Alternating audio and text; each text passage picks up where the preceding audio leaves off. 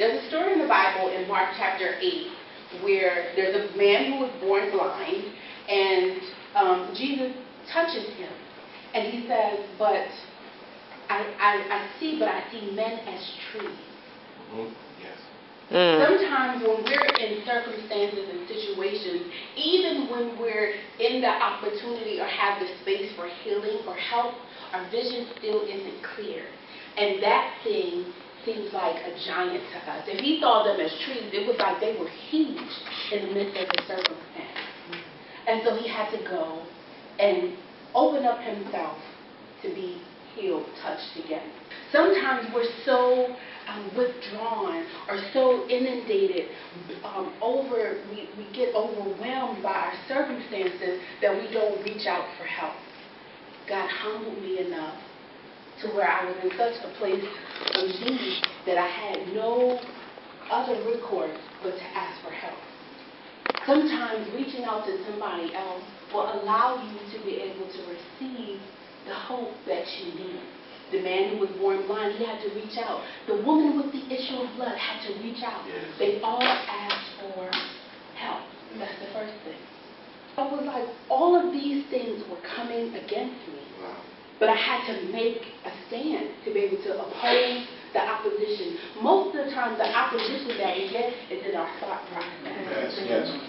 It's learning how to reject that rejection. It's learning how to overcome those things that we overcome by the blood of the Lamb and the word of our testimony. Yes. If the circumstance can capture your mind, it captures you.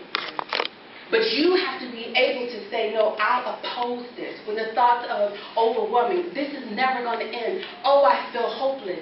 Learning how to put something in place that says, I oppose that. And having overcoming thoughts. Oppose your opposition. If you can find purpose in what it is that you're going through, it helps you have hope and know that you're also able to overcome. Every label that I had given myself to create my identity fell off. In the midst of this situation, which seemed like it was the worst thing that could ever happen, I found my true identity. There was purpose in it. So you reach out for help. You oppose your opposition. You find your purpose. And the last one is execute. You got to execute the plan.